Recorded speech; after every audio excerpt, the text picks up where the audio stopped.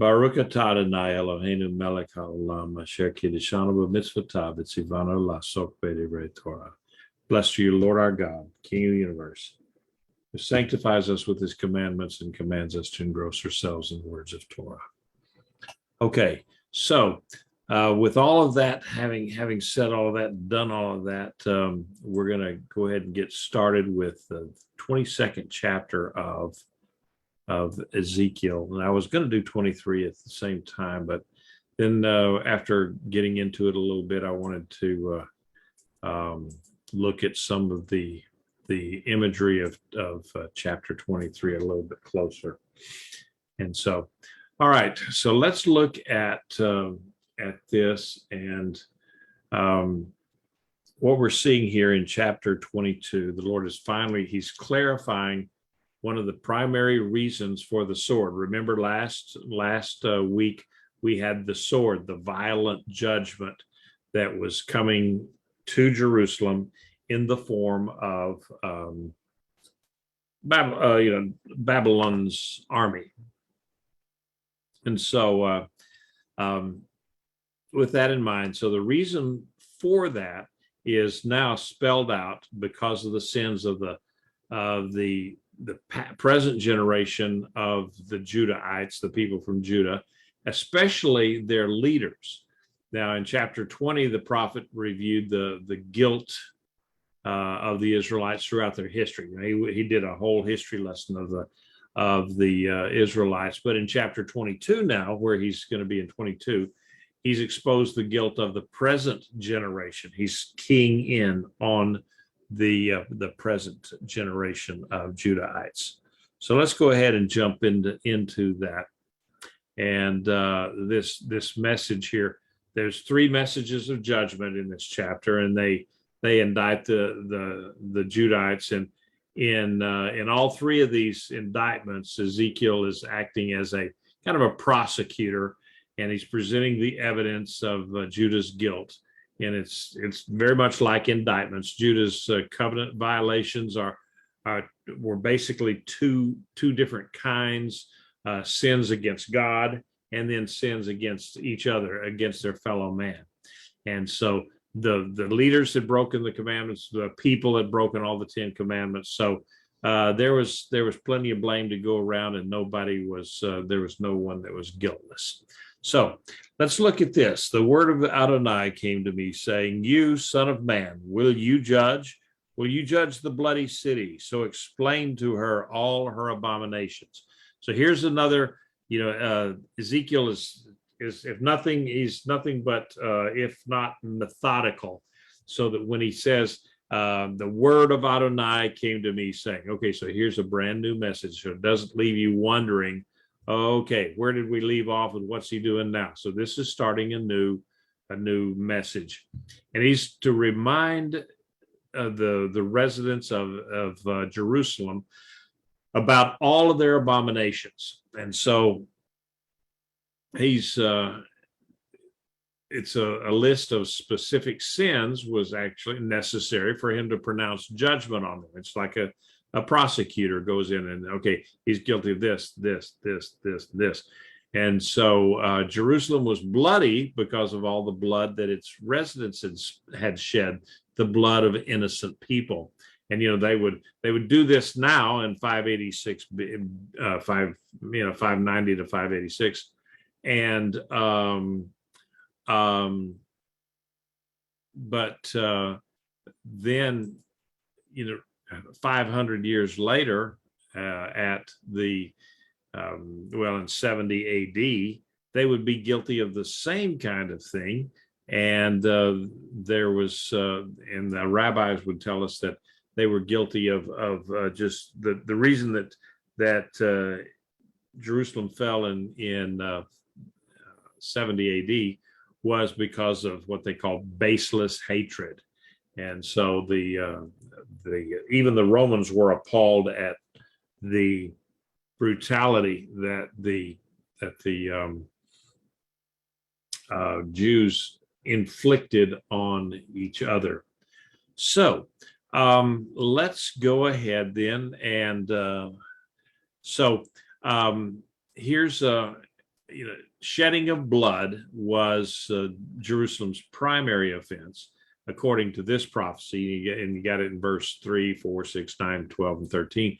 And it all had its roots in idolatry. The pagan religious practices that God's people adopted did not curb their abuse of other people. They didn't have that little verse in there that said, love your neighbor as yourself. No, they were really doing pagan practices. And so they abused people. They, certainly they didn't have any altruistic living and doing good for other people. So, idolatry was even promoted, and the taking of other people's lives through human sacrifice. Remember Molech and the sacrifice of their children. So this is all the blood that they were shedding there. All right, so 7 times in this prophecy, the word blood or bloodshed, and that is the Hebrew word. Dam is blood, Dam, like Adam, the name of Adam, and damim is bloodshed. So this occurs 7 times, and it characterizes the crimes against God's covenant that had basically been occurring in Jerusalem on a routine basis. Now, these words are also idiomatic in Hebrew, that it doesn't quite transfer over into English very well, because they also come they will come to mean like harm or hurt. And so the verses 1 through 16, that's what this is about: harm and hurt done to people in power, people done to people by the people in power, and then by implication everywhere else in Judah, to those who don't have that kind of power. And so they even spell out that, like the poor, the sick, the uneducated, and so forth. So blood and bloodshed can also mean anything violent, and yes, vile, even if it doesn't actually mean killing or murdering, it can mean serious bodily harm. So whenever you see that the bloody Jerusalem, it can mean killing, but it also can mean just harm, very serious bodily harm to people. Okay, thus says Adonai Elohim, city that spills blood in her midst and makes idols for herself that defile. Her time has come. You have become guilty in your blood that you have spilled, and are defiled by your idols that you have made. So you have brought your days near and have come up to your years. Therefore, I have made you a disgrace to the nations and a mockery to all the lands. Those near and far from you will mock you, and with a defiled name and full of turmoil. So in God's eye and God's mind, he regarded Jerusalem as a city that shed blood everywhere in Jerusalem. And then they crafted these idols that were certainly against Torah. And so because of these sins, the blood and the idols, God says, your time of judgment has come. And you brought it on yourself. If you ever, as a kid, did you ever get in trouble and your parents say to you, well, you know what, you brought this on yourself. If you had behaved yourself, you wouldn't have to be punished now. And that's what God is saying. You brought this on yourself, that your punishment is due to your own bad behavior. So he said that he was going to also make Jerusalem a reproach to the other nations, and that it just, bad reputation, and for all of their turmoil and fratricide that goes on within Jerusalem. So here he's talking about this particular population of Jerusalem. And here again, 500 years later, same thing happens, and they fight each other. And so there's a quote that says, when righteous people follow the world's way, as Judah had done, the world ends up laughing at her. So sad but true. All right. Behold, each prince of Israel has used his own arm strength in you to shed blood. Father and mother have been treated with contempt. The outsider has been oppressed in your midst. The orphan and the widow have been mistreated in you. You have despised my holy things and profaned my Shabbatot. Slanderous men are in you in order to shed blood. They have eaten at the mountain shrines.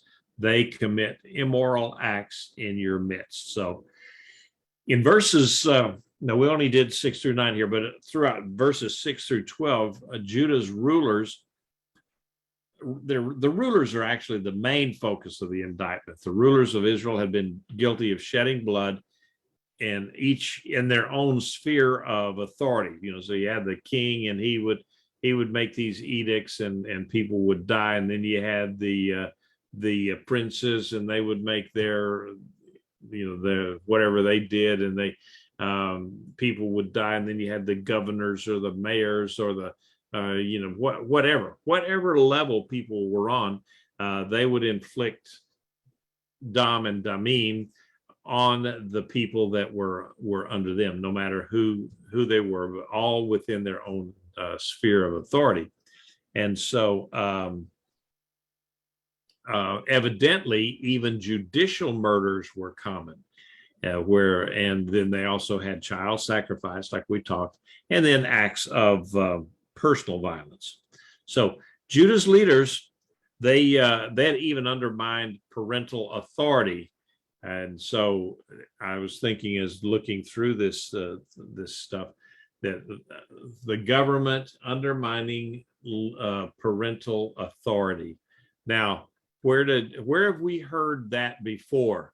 Just this last week or two, we've had a president saying that children in school are our children, not the parents' children. And what we teach people, the ex-governor of Virginia, saying things like parents have no business telling us how to teach their children. And so fortunately he lost his election for that, and hopefully there will be a lot more people of that same ilk will be losing their elections come November. But that was something that the government of Israel, of Judah, did back then, is somehow undermining the authority of parents. So when children stop respecting their parents, it's not long before citizens stop respecting their rulers. And these people had taken advantage of the aliens, the orphans, and the widows. And if you had been in our service yesterday, that I talked about the treatment of orphans and widows and the poor and so forth. So these are people that really need the protection of those that are in power, and yet those were the ones, the very vulnerable, those were the ones that were being just abused terribly. So, and they say that the real test of any society is how it treats the people that have no voice and no power. If you treat the people with no voice and no power poorly, then you probably got a poorly run country, or not one that I would want to live in. So the rulers had also despised what God considered holy, and had failed to observe the Sabbath days. Some of them had resorted to slander to get their way, and premeditated murder. Jerusalem's leaders had also worshipped idols at mountain shrines and practiced sexual sins in connection with their idolatry. Now, uh, that was a particularly problematic thing back in those days, because the pagans, the Canaanites, had really made their religious practices, their religious worship, something that was very, very well, let's just say, I guess that you would say, very desirable, in that it was so sensuous, and as part of their religious observance was sex. It was a great attraction of idolatry, and most of the ancient Near Easterners, the Middle Eastern, so forth, believed that all things that came into being were born into being. Now, this is basically a major tenet of their belief system, and they believe that not only animals were born, but also plants were born. Now, this is possibly the reason that they sowed their field with two kind of seed, like a male seed and a female seed, as they thought of it. And remember, God said, don't plant don't plant two kinds of seeds. And that's a thought toward this particular practice. And so what was born into being started, they believed, with sex on the part of the gods, especially Baal and Asherah, the god and the goddess of fertility.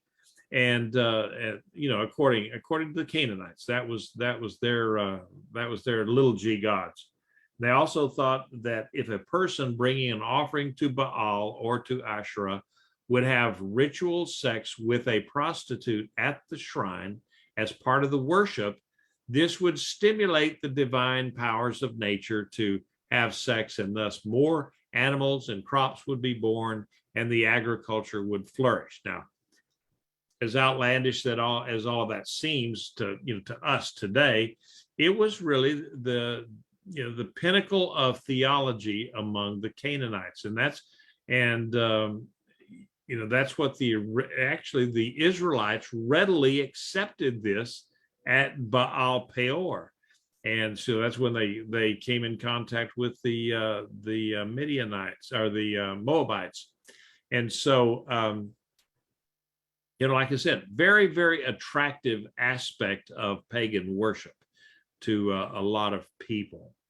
And so going ahead, they have uncovered their father's nakedness in you. They violate women that are in nidah within you. One has been detestable with his neighbor's wife. Another has wickedly defiled his daughter-in-law. Yet another has violated his sister, his father's daughter, in you. They accepted bribes in order to shed blood in you, and you have taken usurious interest. You have greedily gained by oppressing your neighbors, and you have forgotten me. It is a declaration of Adonai. So, sexual impurity, adultery outside and inside the family, and incest all occurred in Jerusalem. Okay, they had pretty much lost it. They had just completely dropped all pretense of morality. Moral purity in Jerusalem at this stage of history was gone. It was completely broken down. They were taking bribes to kill people, taking interest like too much, and making a profit at the expense of the fellow Israelite. Now, remember that they were not to charge interest on loans to a fellow Israelite. It wasn't supposed to be done. You could charge interest to a non-Israelite, to a Gentile, but it had to be within certain ranges. It couldn't be so much that the person could never pay it back. So the American Express and Visa and MasterCard, all those things, could not have operated back in those days with their outrageous interest levels that they charge people today. So they took oppressing people for personal gain to they put that on steroids there in Jerusalem. So at the heart of all of this, I think the one thing that just kind of the way it's written, it just kind of falls off there. But right at the end, it says, and oh yeah, you have forgotten about God. That was the root problem. And the Lord presented that as the last nail in Jerusalem's coffin. They did all of those things. And the worst part of it was that they had forgotten God himself. So are there any comments or questions that anybody might have so far? Well, they wouldn't have been doing those things had they remembered him. So, well, there you go. If they had remembered God's commandments at Sinai, and what he had said, that if you will do what I tell you to do, I'll bless you. If you don't do what I tell you to do, I'll curse you. And the curses were a lot longer than the blessings. So they forgot all of that. They just took the sensual approach, and it did not work out well for them. So now look, I clap my hands at your dishonest gain that you have made, and at your bloodshed in your midst. Will your heart's courage stand, or your hands be strong in the days when I deal with you? I, Adonai, have spoken it and will do it. I will scatter you among the nations and will disperse you throughout the lands. I will purge your uncleanness from you. You will be defiled in the sight of the nations. Then you will know that I am Adonai. All right, the financial corruption. Now, when God said that he was going to, this corruption and violence, that it so disturbed God that they say here, that he clapped his hands. Well, one of the commentators said, well, that was more like, instead of clapping his hand, he was more like taking his fist and ramming it into his other hand, like we would do as a threat to somebody. Says, okay, you're gonna get it, you. And that's, I thought, wow, that's a better way of saying that than what I had done last week and talked about, where they clap their hands like, I'll do with the dogs sometimes when they're doing something that they're not supposed to do. I go, hey, stop it, but now it's God is slamming his hand into his fist, and that makes that's a much better picture than what I had last week. So the hearts of the people would not be able to bear up under the coming judgment of these sins, and they were not going to be able to maintain their physical strength. They were, this judgment was going to be so bad, so devastating to them that it would last them a lifetime. That's for sure. So the Lord promised a couple of things, three things. He promised to scatter the people of Jerusalem among the other nations and disperse them into other lands. He would, number two, refine their sinful practices away. And some commentators claim that after the exile, idolatry was actually no longer a temptation for the Israelites. I know that after the exile, idolatry was no longer a problem for the Israelites. They just no, we're not going to do that. And so then number three, they would not be able to maintain their holiness in exile, and the nations would regard them as unclean. Then they would know that Hashem was the only true God. This was the primary purpose in judging them. This number three is, to me, is particularly I don't know the word shameful or hurtful. Hurtful, I guess, is another way of saying it, because throughout history, we've heard the Jewish people denigrated and described as, those filthy Jews, those dirty Jews, those rotten, miserable Jews, those nasty people. And so it's that's still, that prophecy is still coming true today, where people, the Jewish people, for whatever reason, are regarded as dirty, nasty, filthy people. which, nothing could be further from the truth, actually. And but that was what went throughout history. People looked at the Jewish people, and especially in the days, where the men wore the big long beards and so forth. And in a lot of cultures, they had shorter beards or no beards at all, and so they viewed the Jewish people with a disdain that just carried out through the generations. The Jewish people as a whole, their culture developed along the lines of us for and no more. That we keep the pagans, the Gentiles, at arm's length. We don't associate with them. We're not friends with them. And so therefore, the outsiders, the Gentiles looking at them, would say, well, what's wrong with you people? You're not, we're not good enough for you. And so then they would take it out on them. And but the Jewish people also took a lot of hits. Look, during the plagues of the Black Death in Europe, we know that the plague was spread through pretty much nasty hygiene habits. The idea of the little fleas and the bed bugs and the critters and so forth, and just not cleaning and not washing. Whereas the Jews had an ethic and had a kind of a halakha of washing. They would wash their hands before they eat. They wash their hands a lot. They wash their faces. They wash their feet.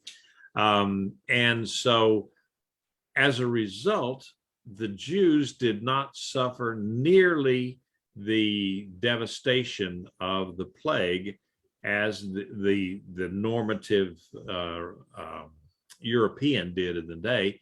And so the Europeans looked at that and said, aha, these dirty Jews are causing this. There's jealousy involved because Jewish people tend to be very, well, God has blessed the Jewish people. They tend to be quite intelligent. What is most important, when they would get kicked out of their villages during the pogroms in Russia, they would grab things and carry them away. What did they grab first? They carried their books with them. They carried their learning materials, their school materials. That's what they carried. They carried their Torah with them. So they didn't have enough arms and room to carry a lot of clothes, but I've got my books. And so, and also the Jewish people are quite astute when it comes to handling money. So therefore, you got some jealousy going on there with people that, and I've heard it for all my life. So there's just a lot of that, and of course, maybe it could actually be traced back to this prophecy in Ezekiel, where God was saying that He's going to, where the nations are going to regard them as unclean. It could very well be. So the word of Adonai came to me, saying, Son of man, the house of Israel has become dross to me. All of them are the copper, tin, iron, and lead left inside a furnace. They are the dross of silver.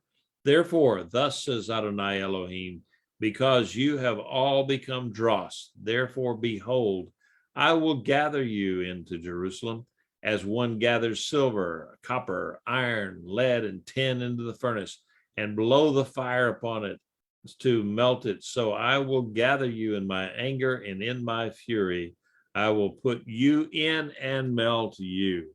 That's quite a graphic description there. The Lord compared the present day Judites that Ezekiel was talking to the base metals, bronze, tin, iron, and lead, that it will separate out of silver in the refining process. And so God planned to gather them all into Jerusalem. Jerusalem was the crucible, and subject them to trial by fire, like refiners do in order to extract any remaining silver out of the dross. They will hit that crucible, and it gets hotter and hotter, and finally that metal in there, the ore, gets hot enough, and I don't know if you've ever seen that or done that, I can remember as a kid back, at least 150 years ago, when I was helping my dad build a house. And I wasn't very big, but I do remember watching with fascination when he would take lead and melt the lead, and then you would have the impurities that were in the lead. They would float up, and he'd have to kind of scrape them off. And he would take that lead then and pour that into these big cast iron pipes, into the fittings of those big cast iron pipes, and that's what would seal the soil pipes, the sewer toilet pipes up underneath the house. And so, but I liked watching that, where you get that lead so hot that it would eventually, turn from that gray metal into a real silvery, shiny metal. But then it had these little floaties that would come up to the top. And because lead is so hard and so heavy, that these floaties would come up, and then you could just take them and kind of scrape them off and get rid of the impurities, because impurities then would have allowed leakage, and so you couldn't have that. So that's the same thing that he's talking about. He's going to put the Jewish people, the Judahites, in this crucible of Jerusalem, and turn the heat up, and basically just get rid of all the dross, get rid of the rotten, corrupt people, and then basically, I would think, then the ones who stood the trial by fire, maybe they didn't get killed, but what happened to them? They got carried off into exile. So everybody had enough guilt to go around. And so, punishment for sin has three major things going about it. There's retribution, that you get the punishment, and then you get the correction. Okay, this is why you're getting the punishment, and this is how you avoid it in the future. And then the purification, when that person has turned away from their sin, and we said in Hebrew teshuvah, they've turned away from sin and turned toward God. And then at that point, then there's that purification where God receives them into his own. So here is the purification in view now. It says, I will gather you and blow the fire of my wrath upon you, so that you may be melted in the midst of it. As silver is melted in the furnace, so will you be melted within it. So you will know that I, Adonai, have poured out my fury on you. So keep in mind, here's the imagery of a silversmith in his shop. He's got this fire, and maybe he's got a bellows going with blowing that air onto that fire, making the fire even hotter and hotter. See this in iron works and so forth. And so that the dross is scraped off. It's melted, and it comes up to the surface, and you get rid of it. And then I've heard it said that, how do you know when God is done and when the product is finally finished, when the refiner, the silversmith, how does he know when the silver is now clean and pure? And it's because he can look over in it and see his reflection in it. So we are then perfected and purified when you can see God's reflection in us. When people look at us and see God and his working and his way of doing things in us, then we have, we've turned away from the bad stuff. I was starting to say we've arrived, but we don't actually ever arrive until we actually arrive. And so our life is a journey, if that makes any sense to you. Okay, go ahead and write it out, Rich. But go ahead. What? All right. So, in fact, what would happen then later on was that the Babylonians actually did really burn the city. I mean, they just pretty much devastated the city, and they turned it into a literal fire as well as a metaphorical one. So this prophecy became true, actually very, very literally. So. All right. This melting process, this smelting process, was experienced by Israel in the last siege of Jerusalem by the Babylonians. That's what how this all played out at the end. Let's go on, and because I do want to get to it's like verse 30 or something like that. So we'll get on down to that.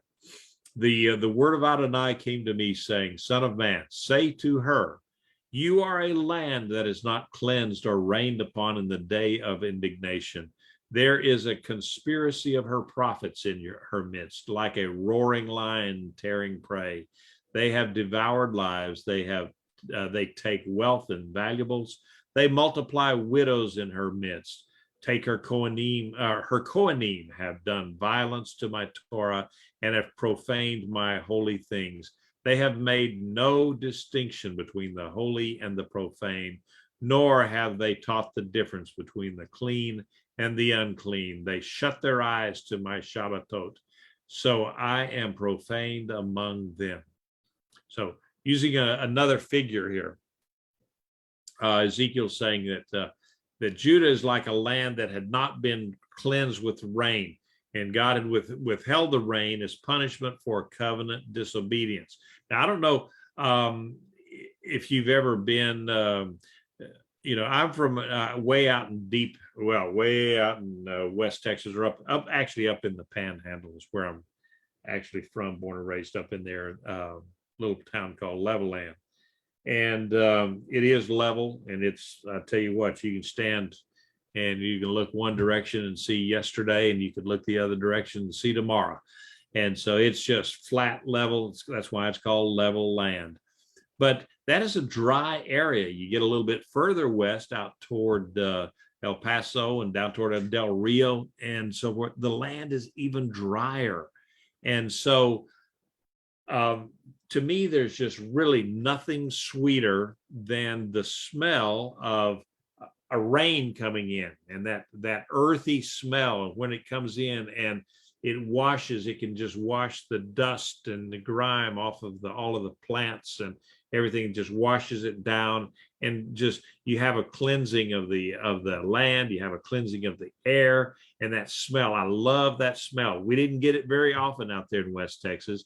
And so that's why when we moved down to Brownsville, Texas, way down in the south where it is tropical, that I really, really, really enjoyed living down there, because you have lots of green and good rain. And even here where we live in Houston, there's right now we're going through a drought, but generally speaking, we have 46 to 52 inches of rain a year here where we are. And I love that smell of the rain coming in and washing everything. But God is saying here now that your land is like a land that has not been washed. It's not been cleansed. It's not been cleaned. They don't have that fresh smell of cleanness that you have when you're been washed. And so he said that there's Judah's moral uncleanness had accumulated because they had not benefited from God's periodical cleansing of the land through its leadership, and it would receive no rain of blessing in the day when God poured out his indignation on the city, and that being 586 BCE. And so also here in this, it says your land not cleansed, and later on we're going to be talking about land again, so I'm going to wait with those comments. And the Lord proceeded to indict three categories of leaders in Judah: the false prophets, They had conspired to take advantage of the people, like wild lion tears into prey. The false prophet.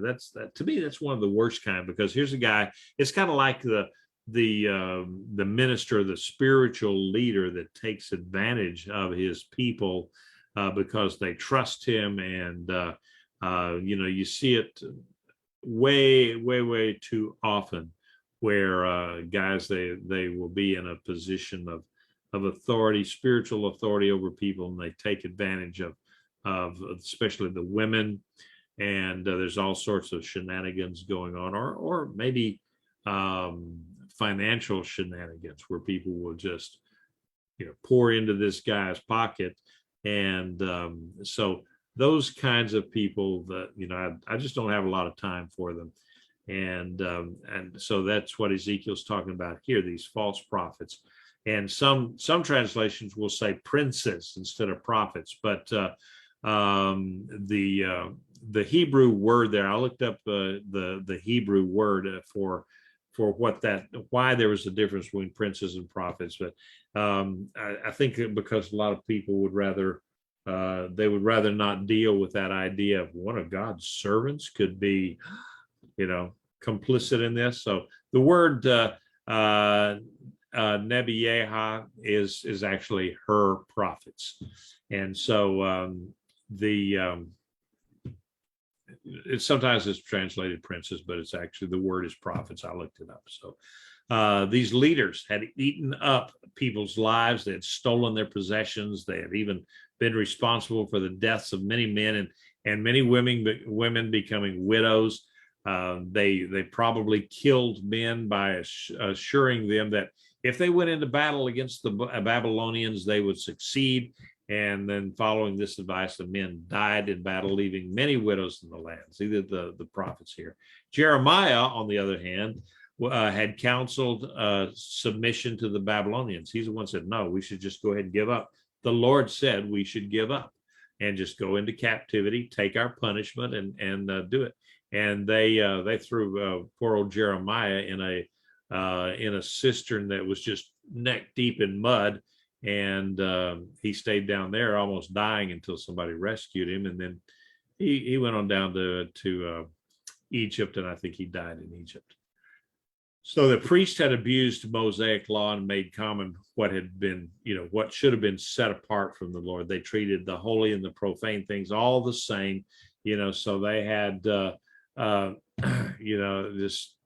know it sounds gross, but they had a soup pot and a chamber pot, all the same to them. And so that's the comparison. And they had made the holy city and the holy land anything but holy. They didn't observe the Sabbaths, and they didn't hallow the name of God whatsoever. So her princes in her midst are like wolves tearing at prey, spilling blood and destroying lives for dishonest gain. Her prophets have plastered them with whitewash, seeing false visions and predicting lies to them, saying, thus says Adonai Elohim, when Adonai has not spoken. All right, so these princes, the officials, the nobles, and the Hebrew word for them is sarim. Sar, S-A-R in our language, is prince. Sar Shalom, prince of peace. Well, these are sarim, the plural of these princes. They abused the people to get what the people had. They stole from them, overtaxed, and they behaved like wild wolves. The false prophets then, they evidently assisted these nobles in their wickedness and saying, in the name of the Lord, and then that's that would kind of legitimize what these princes were saying, and so basically they were complicit in all of this bad stuff that was going on in Jerusalem at the time. So, and I didn't